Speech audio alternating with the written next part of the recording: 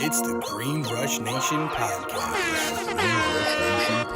I just had the bluest dream that you've ever seen, and I can't believe that shit was green, cause it hit so clean, and my history is a mystery. I don't give a fuck, I just hit the tree on the 5th degree. We don't pit for free. If you don't got 5, shit, get up and leave. It's the Green Rush Nation podcast.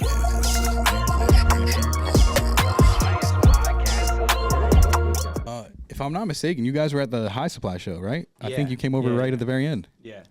High Supply was sick. Crazy event. Yeah, really loved it. First time for High Supply, and they crushed it. You guys had a good turnout? Yeah, it was awesome. Oh, yeah. It was super cool. What was your biggest takeaway from the show? Those guys just run a great show. They I do. mean, it was like we had an issue, and Nom ran over in like 2 seconds, which is always like cool when you're, it gets hectic during setup sometimes, and so that was just sick. It was like over the top, customer service. Absolutely. But they just brought in a bunch of great people. There were a ton of great exhibitors, and then the people walking the show were high quality people. So it was sick, and it's local. We live in LA, and so Absolutely. So San Pedro's yeah. right over there. yeah. So I think I saw you for like a second, and we work with Aaron over at High Rise. Okay. And so thanks for having me on. Hey, we set it up over there. So. We appreciate you coming on. Thanks. And that being said, why don't you just tell the people who you are and what you do? Yeah, my name is Luke. I am a co-founder of Finished Goods, which we make vape hardware and packaging. So it's all wholesale B2B. So Okay. we're the brand behind the brands. You've probably smoked some of our vape hardware, ripped open one of our boxes, or used one of our bags, like all over the country. We were just looking at this the other day. We're in 36 states and provinces. Okay. So it's pretty much like everywhere you can sell it that's legal. Damn. Yeah. That's crazy. Yeah. Shout out to you guys. That's no easy feat.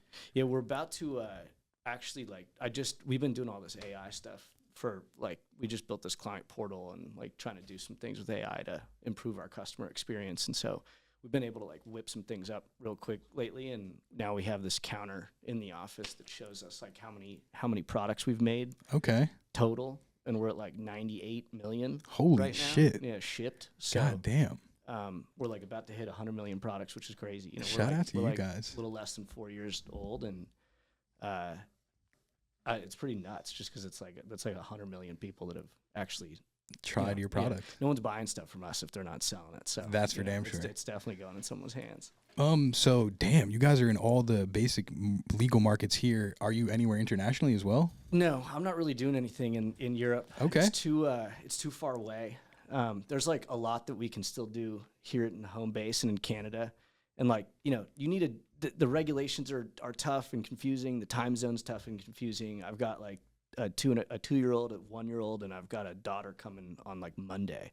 God bless, brother. I'm not trying to. I already have to do China time zone and U.S. time zone. Wow. So I can't add the European time. Definitely not. Hey, congrats to that though. That's a huge for you, man. Yeah. It's cool. Very cool. So you said you've been operating for about 4 years? Yeah. July of 2022. Dope. We started. And was this your first business in the space, or did you? So my business partner Kyle, he and I met. I think we met the second day he moved to LA to get into the weed industry. No shit. Which we were talking about that before this thing. But, coincidental. It's just total coincidence, and it worked out great. And he and I both got a job just brokering anything we could. I came from the tech industry and lived up in San Francisco for a long time, and I just wanted to get back into weed. I was kind of bored with the tech stuff, and ironically, it's what I'm spending a bunch of my time on with the AI stuff. Crazy. I wanted to get back into weed. I sold, I did some weed stuff in the past, and I just, wanted to have some Had a passion fun for while it. I'm working, yeah. But we started brokering anything we could. This was 2018, early 18. Okay. We had a broker, we got these commission only jobs from this guy that's no longer in the industry, but gave us an opportunity to start a book of business, and we started doing 5-10 thread carts in 2018. Okay. And that kind of led us. And then we also were doing packaging, and we were trying to do anything. And what stuck was the vape hardware and then the packaging. And so, you know, that kind of like led us onto this journey of where we are today. But Beautiful, beautiful. Well, before this journey even started, I want to take you back to the first time you smoked, if you do remember it. What was the form of smoking? Did you smoke a joint, and did you get high? How was the experience? yeah, I haven't thought about this in a long time. It was like I grew up in Newport Beach, and there was like in the winter there'd be like a berm.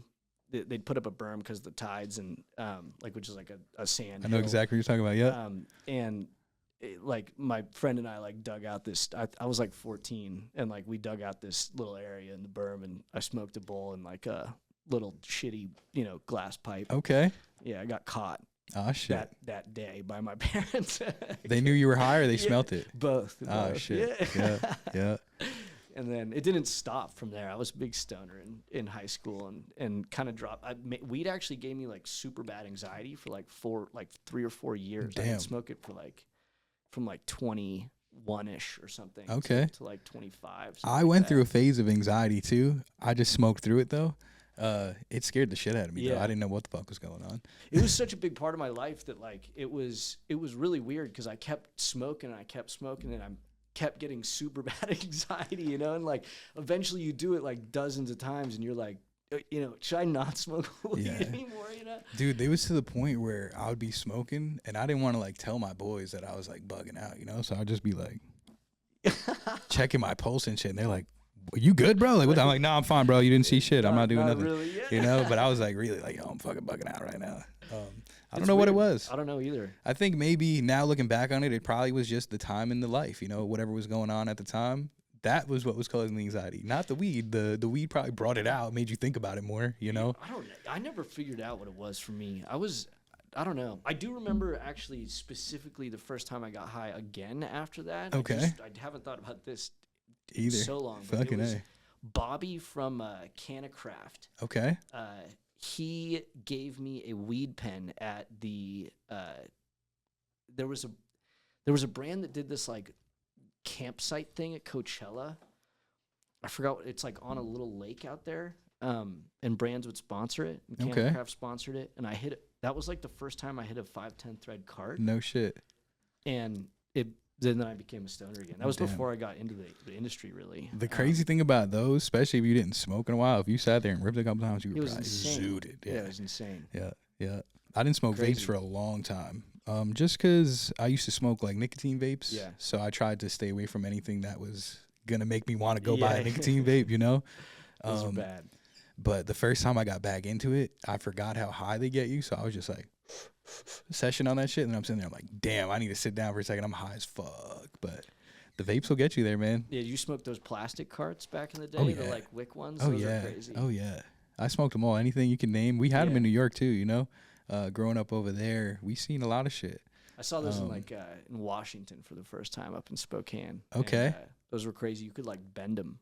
Really? Yeah, if they were too terped out. Hmm. Because it was like PET or something, like the plastic they were using. Those Jesus. those had to have been so bad. How for did that you. pass testing? Yeah, like what There the was fuck? no testing. Oh, Jesus. I don't think so. Yeah. At least Even the better.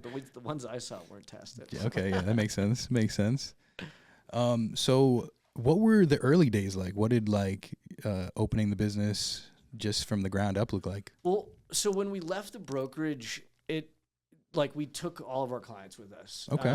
It was, people were buying from like Luke and Kyle at the time, not necessarily like from the brokerage. And so, it was a customer service game only at that time. Like the products were good-ish, but like, it was really just a customer service thing. And, so we started finished goods. We took all of them, all of them thankfully came with us. Beautiful. And that was around the time when we started doing,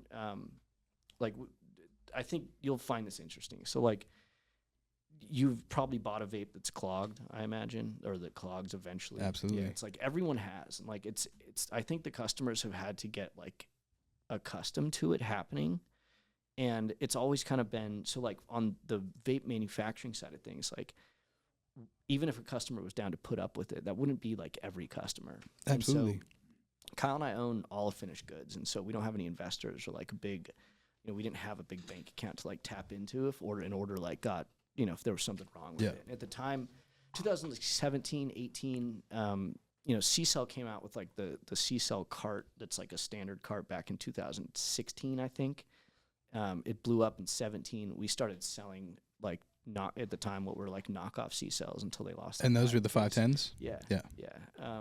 And so at the time, like a lot of people were talking about getting like a bad batch of hardware, and that was what caused like these massive failures. And so what we realized is like it wasn't always a bad batch of hardware.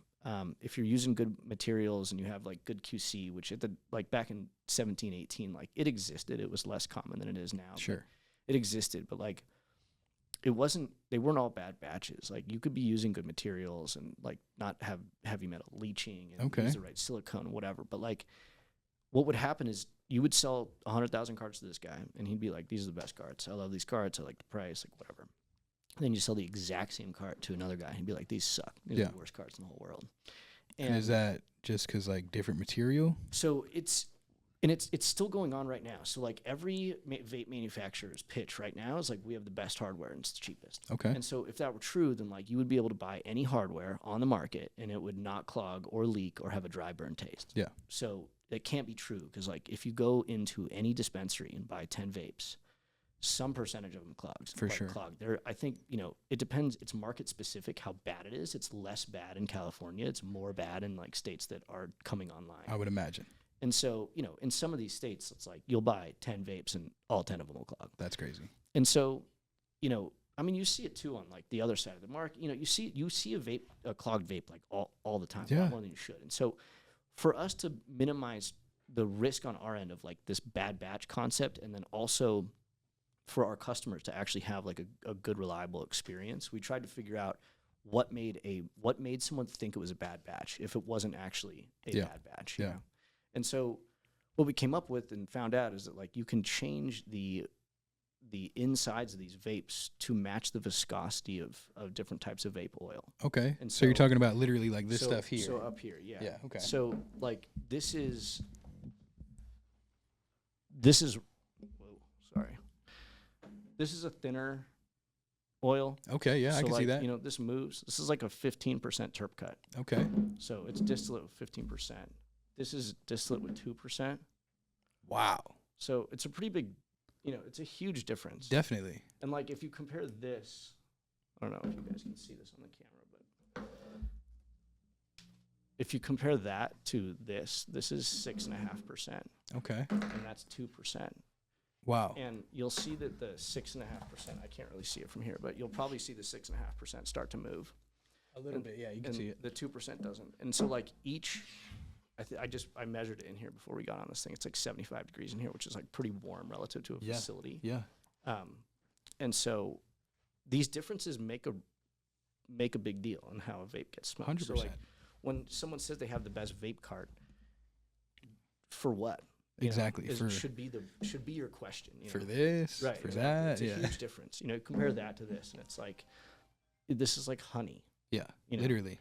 And so what you see is like if no one changes their atomizer, but everyone's got different oils, like that's your reason why a bunch of vapes clog. Yeah. Or leak or have a dry burn. Makes sense. The consistency of that is different, so why would that chamber and whatever be the same? Exactly. Yeah. And so we've identified 6 different atomizers that are all made of different ceramic compounds. Okay.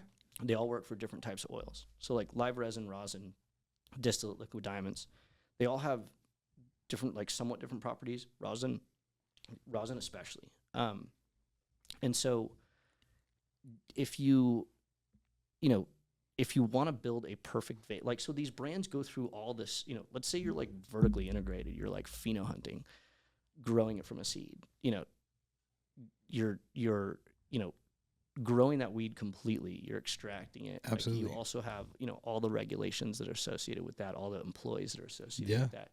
And like at the end of that whole process, you just stick it in a off-the-shelf vape. It just didn't really ever make sense to us. Yeah. So we try to build all of our vapes to our customers' oil. And, viscosity is one piece of it. Temperature is another piece. Airflow is another piece. You start to play around with all those different factors, and you can really give brands like the ultimate vape for their customers. Absolutely. And for their oil. And so I think that's like why you see buying a vape is like a gamble in the dispensary right now. It's true. It could be a good brand with a bad vape. Yeah. So like that shouldn't happen. It's true. No, I agree. Especially the amount you're paying on these vapes. Usually they're not cheap. It's expensive. You know, the all-in-ones they're great, but they're a little bit more expensive. Especially like it's one thing if you have like a standard distillate pen. So like in California, you know, it's like a race to, not just in California, but on you know, a lot of states right now, it's a race to the bottom. Yeah. Specifically with distillate. For sure. And so, you know, it's like everyone's distillate's pretty similar, and the terps, you know, you can change the flavor, but like conceptually it's about the same product. Yeah. So how do you differentiate? You know, you got to differentiate with your vape, with your price. And so, you know, it's just a race to the bottom. Yeah. And so when you start to get into like the live resins and the rosins, those you start to get more margin on, you know, you can sell them for more. And so, is that relatively newer to the market? Yeah. As far as putting it in a vape, at least, rosin you know? is. Yeah. Rosin is for sure. Live resin's like kind of been around. Rosin's like brand new. It's getting hot right now. Absolutely. It's the smoking experience is like the high is really good. It's rosin. This is rosin. So rosin has like similar viscosities across the board. Like sometimes you'll see some really thin rosins. But Okay. this is about, you know, it's relatively thick. It's like an 8 or 9% terp cut equivalent. I was gonna say, definitely doesn't look like the 2%, but No. yeah. And the issue with rosin is like what makes rosin good is what makes it hard to vape. So it's extracted with water Okay. or ice water. Yep. Instead of like a, you know, volatile compound. And so with distillate and live resins, and if you're using BHO, ethanol, or whatever, like it strips all the stuff out of, you know, you're just getting the THC. Absolutely. Pretty much. And so if you look at distillate under a microscope versus rosin under a microscope, rosin's got like a bunch of stuff in it. Okay. It's all like the fats and the lipids and the stuff that's like not removed by ethanol. Got you. And so that's what makes rosin good, though, is all that stuff. Yeah. And so what happens is all that stuff starts to like really kind of eat away at the atomizer. I don't want to say clog the atomizer because it's not like a pop it through. Some vapes will clog with rosin, but like what you'll see is that after like a half gram and people have like, there's different ways to make rosin. And so some people can get away with smoking a full gram. For sure. The reason you see a lot of half gram rosin pens is because they all kind of crap out. Taste bad a after half that. gram. Yeah. And Makes so sense. It's all those fats and lipids and all that stuff getting like clogged in the actual atomizer pores. Okay. And so, you know, once that happens, you're starting to taste like a burned vape, basically. True. It's like a And I've tasted dirty that rig. before many, many times, you know, especially with those ones we were talking about with the wicks. Forget about it. Right. So obviously something like that, you said you got it down to 6 atomizers now. How, like, what was the QC like? I saw you guys have some kind of crazy machine and you still smoke them after. So Yeah, I mean, it's 2026. We like started messing around with the atomizers in like 2020. okay, So it's been a minute, you know. you've had some time. Yeah, and they don't like we didn't do them all at the same time. It's literally just been us smoking vapes. Got you. It's and our friends smoking vapes. Yeah. And like our colleagues smoking vapes. Getting the We feedback. finally built that smoking machine with one of our customers, and you know, shout out to the engineer over there. But we had spent like 25 grand on like various nicotine smoking machines, and they all Okay. clog immediately. Damn. So they all just like get. That's pretty conducted all surprising too, THC. because the tar from cigarettes is pretty fucking sticky. So Well, they weren't cigarette; they're nicotine vape machines, and so what Gotcha. happens is like the parts aren't replaceable in them, and so like this gets vaporized, and then it can recondense back into the same product, basically. really, Yeah. And so in our machine, there's like we just did a video on it, but like you'll see it collect in the bottom of one of the beakers, interesting. and so all that stuff just gets clogged in the nicotine machine. Fuck. So we were explaining that to this guy that's really smart, and you know he helped us put it together. We had some information like based on us breaking all these machines, and so we put that thing together, and it just like chiefs on vapes all day. Crazy. So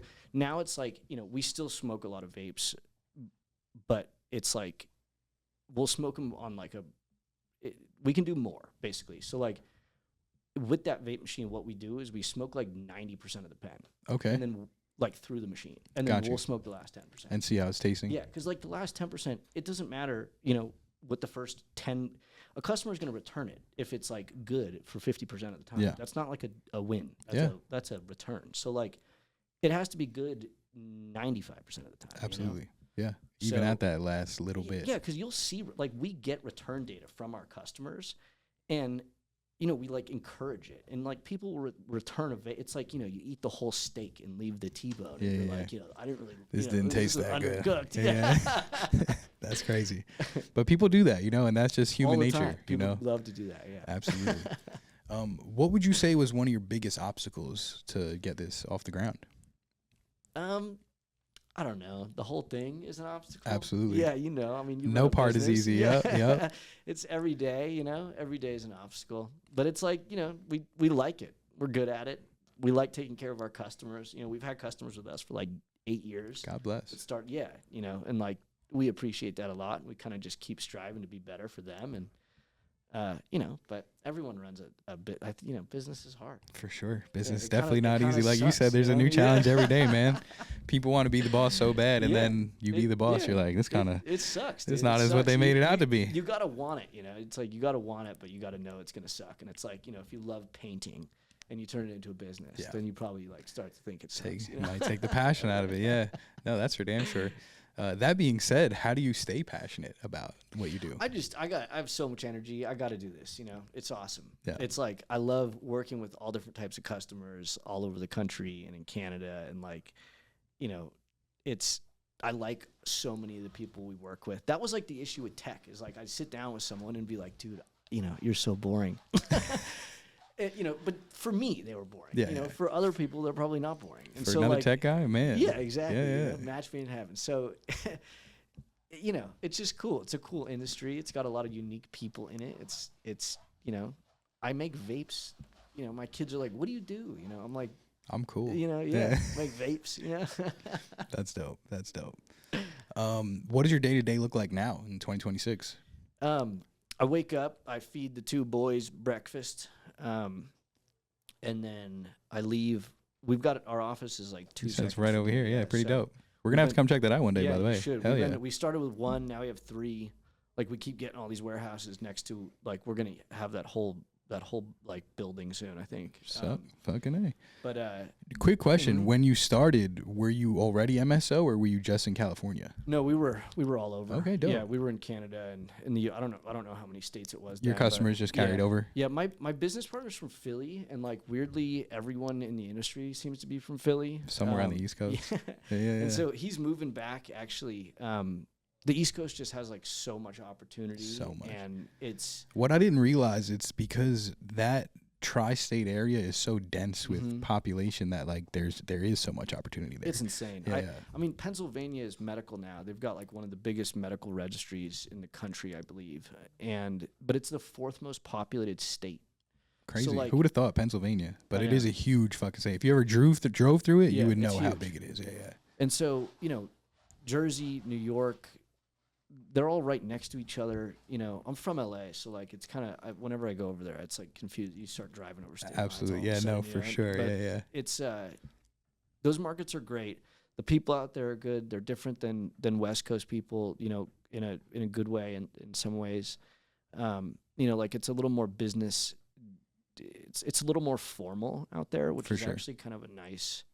It's kind of nice. No bullshit. Yeah. And so Kyle's moving back out there like next month actually to kind of like establish like a East Coast office for us. We already have some guys that work out there, but there's a lot of big opportunity. We've got, we've been in LA, so we know a lot of people in California. Absolutely. We've been working out here for a long time. Over these last couple of years, have you seen like an uptick in vapes and just trends in general? Yeah, I mean, I think vapes just hit. think it's number 1 right now. Yeah, I think Yeah. it's like more vapes were sold in California than flower. So Crazy. Yeah, it's taken off. It's like, it's convenient, now that I have kids, like. You which is- understand. Yeah, it's like funny because like everything now is kind of like through that lens. But, you want to like run outside and smoke your vape real quick. Like if you want to get high, you can do that And you can quickly. be back, yeah. Whether you're working or you're driving or Not or smell. not driving, but like, whatever you're doing, you can just do it real quick. You It's don't true. have to like, blow out your whole car to get high, Yeah. And hey, those days are fun, but when you have kids, you can't really be doing that. Right, You gotta know. run outside. Yeah. So where do you see the brand, say, 5-10 years down the line? I mean, we're just gonna keep going down this path. Like we've got some really cool new products in the works. I brought one today. Here, check this Dope. out. This is the new pod system. We haven't even like really formally launched it, but if you bend that top, just bend it. Like bend it? Yeah, you won't. Oh, sick. So then dump that pod in your hand.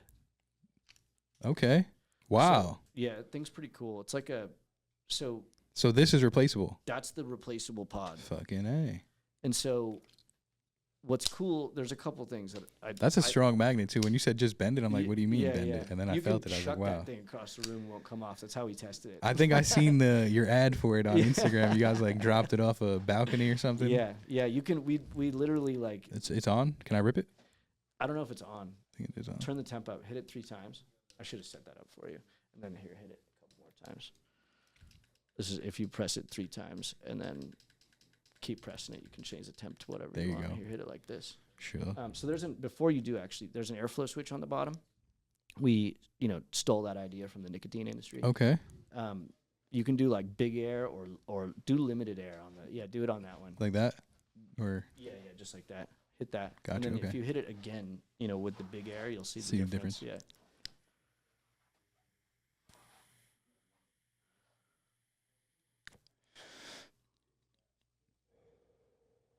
okay. That's Fat Panda's oil. I was gonna say whatever it is tastes from, delicious. Up from Washington. Fat Panda. Oh yeah, we had Yeah. Fat Panda on. Oh really? Yeah, great company. I love their weed too. Yeah, I mean Their weed was really they're good. sick. We love them. All right, so now I'm gonna do full flow. Yeah. See- So that's see the the big air. It gives you a different hit. It's like it allows you to customize the hit without changing the temp. So everyone's kind of got like a preference on how they want to smoke their vapes. Definitely a different hit. Yeah. And so it's noticeable, and it kind of just gives people like now that, you aren't like introducing a lot of brand new people to vapes these days. So, people have had experience with buttons. Of course. They know that like 5 clicks is to, on and off. Pretty on standard, yep. most, 5-10 thread batteries. They know that 3 clicks to change the voltage. Like True. you have to explain less of that. And then the nicotine pens, all the popular ones have airflow switches. So like we had been customizing like airflow at the manufacturing level on all of our pens because it was atomizer, temperature, and airflow, and they all make a really big difference. And so instead of all of our customers really liked that, like everyone got to, because like Colorado likes a tighter draw, Washington likes a bigger draw. Okay. Like, I think it's And that's interesting that you're able to see that data. yeah, I think it correlates to the nicotine Industry. nicotine usage. Yeah, so like Washington, and I don't know the stats on this, but like people in Washington I see smoke a lot of nicotine pens. I lived up there for a minute, and like Okay. it's when you go there, people who have a weed vape in their pocket also have a nicotine vape Makes in their sense. pocket. And Makes so like sense. that was kind of the signal to me of like, all right, our customers are enjoying this ability to change their airflow. They want like that our similar rip. brand customers, and Yeah. then so like their end customers, you take that, and then also the fact that they're on all these nicotine pens, and it's like you don't really. It's not. It doesn't take a genius to figure this out. It's Absolutely. like there's a plus sign and a minus sign. You just Yeah. switch it. So anyway, that thing is we're launching it. Up in, so we're launching it soon, and like we just put the web page up. We haven't done. Like I'm assuming it's launching in Washington. Yeah. It's Okay, Washington. dope. Hell yeah. Hell yeah. So that thing's that's gonna be cool. But the idea was like every pod system has the mouthpiece connected to the pod. Super clean and smooth though. Yeah. So like if you notice, like literally every single pod system you've ever seen has the mouthpiece connected to the actual pod unit. Yep. And so it creates some design limitations because like you have to have a protruding mouthpiece from whatever battery shape you do. Yeah. And we kind of wanted to like, this shape is like the nicotine shape, and like it's like palm size. Felt good in my hand. I'll Yeah, say that. it's Yeah, like yeah. there's a reason people like it. And so we wanted to, replicate that same feeling in a pod. And then what's cool about this is because we can change the atomizers, you can, Put this any works with- material in it. Yeah, exactly. Dope. So like you don't need to change the center post. You don't need to change the form factor. Like it's 1 and 2 gram. It's postless. You can change the atomizer with all 6 different ones. Very and, cool. It works. And now if brands wanted to work with you, obviously it would have their branding on. Yeah, of dope. course. We never put our branding on anything. Of course. Except for like our LinkedIn. Yeah. Okay. Dope. That actually brings up a good question. How do you market yourself? Is LinkedIn a good spot where you find? we really didn't do any marketing until like this last 4 months or so. Okay. It was all just trade shows and word of mouth. Gotcha. And how, like- how effective are trade shows? Effective. That's good. It's great to meet people. I you agree. know? It's like no one has any time. I don't think anyone responds to cold emails anymore. Like cold calls, you know, are so out of control right now. Like Yeah. spam calls are so out of control that like cold calling people's tough. And so Definitely. trade shows just give you the, you know, it's like high Person to supply person. was sick. It's like I met you. The best shit. Honestly, that was my first time being like a vendor. So okay. to be like on that side of things and not really be able to like go explore the show was a trip for me, you know, because I'm usually on that side where I get to go see everyone and see what they're doing and see where they're at. This time everyone had to come to me if they wanted to like say hello, you know. So it was cool to just offer the services, you know, be able to show what we do for people like you and everyone else in the industry. Yeah, and as long as you go to a show that's like well curated and set up by the right people, like you don't get you get legit people coming by. Yeah. And it's like a really nice way to be able to see someone in person, you know. Like the vibe of meeting someone in person is obviously so different. Way different. And way better. I agree. I would agree. And that was really my first time experiencing that. You know, obviously, like I meet people at events all the time, but to be saying, hey, like this is what we do. If you're Did you interested, do a let us live know. podcast like at the show? So we were doing interviews the whole time. okay. Anyone who came and sat down, we were doing quick little interviews. We did one podcast, like one full length Okay. podcast with the homie. But Sick. that was about it. You know, we were keeping it quick, casual, promotion for the show, promotion for the brand. I got some shows for you. If you Okay. Want, like if you know, we could talk about it later, but Let's you have a should go. You conversation. should do a road show. I You would know, love there's to. some good ones. Like Nikan sets up a good show. Okay. They're like that group does a good job.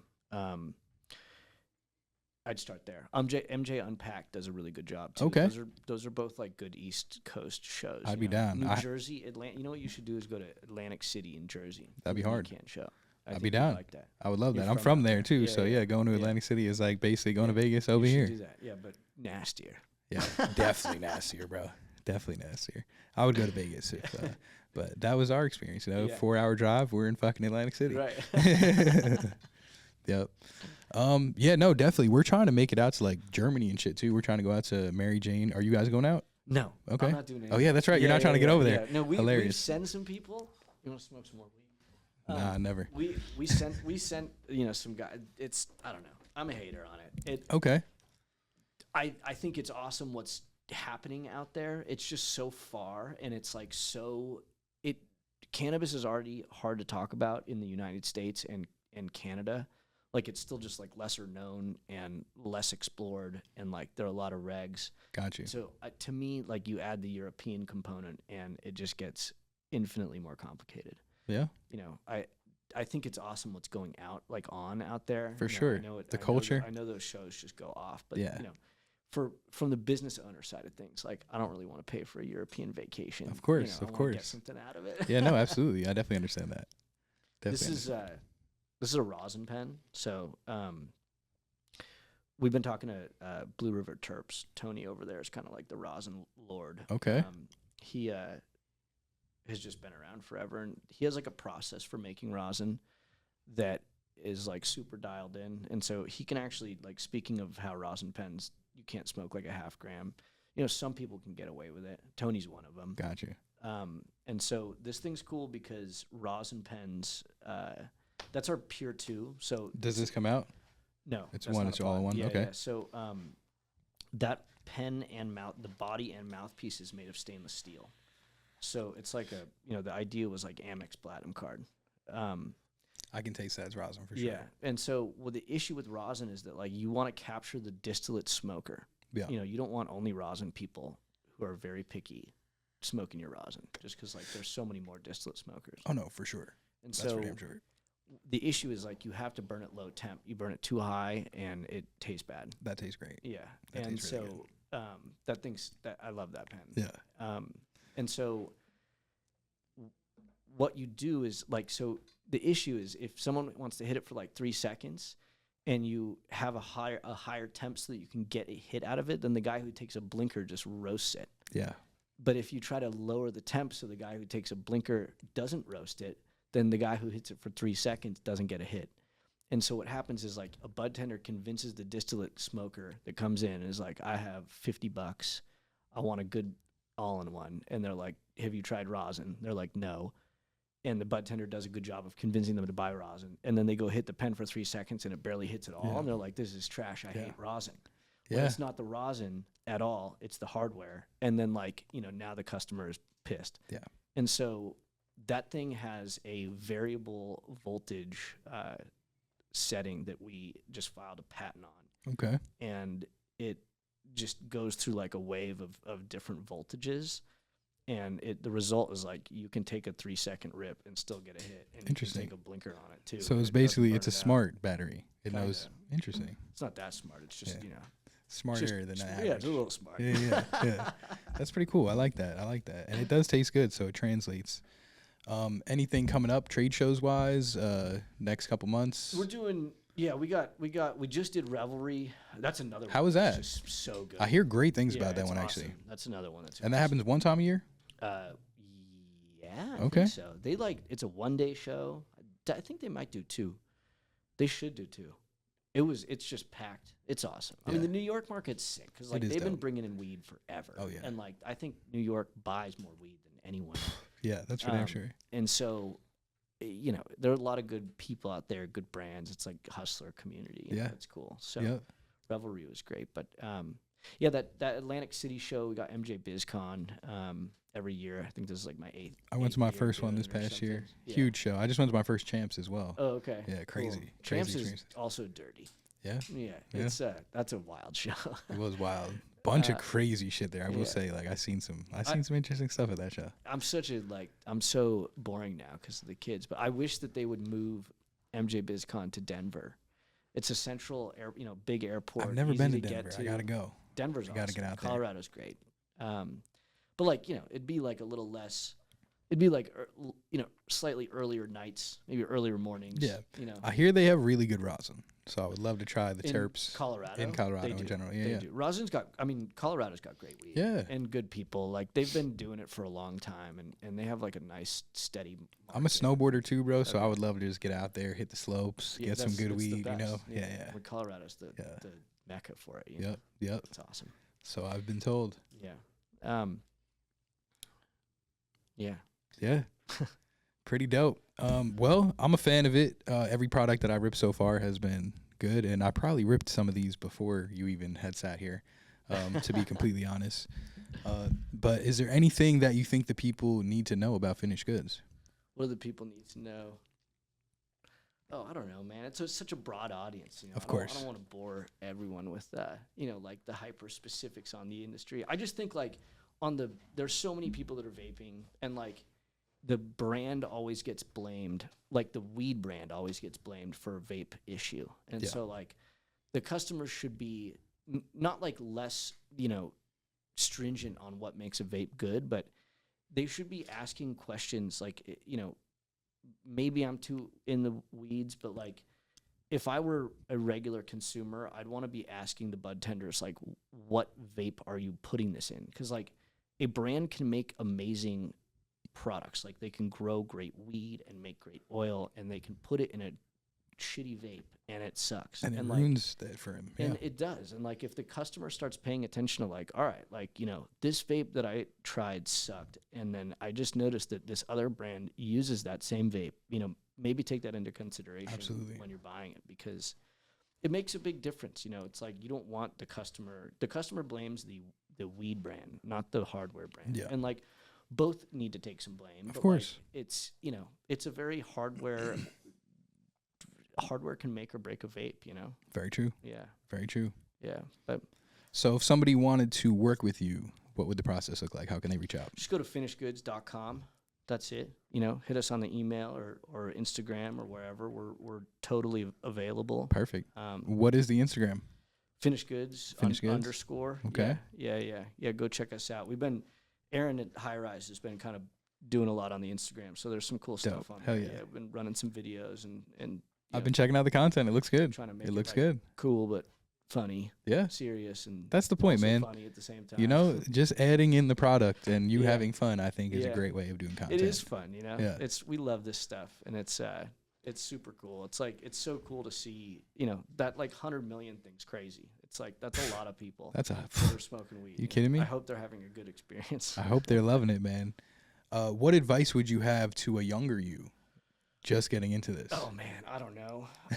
Have kids earlier. That would be, you know, have kids earlier. I'm glad I did. You know, it took some risk to get into the weed industry. I'm so happy I did. I love it. You know, we love the community and the people. It's fun. It's a lot of fun. Clients, and it's awesome. I couldn't really imagine doing anything different. So I would just have had kids earlier. Hey, you know, they are very tired. That's good advice. I think that's good advice, man. And our parents had it right, I guess. You know, I thought they had it fucked up, but them having it young, they were right, man. They were right. Yeah, more energy.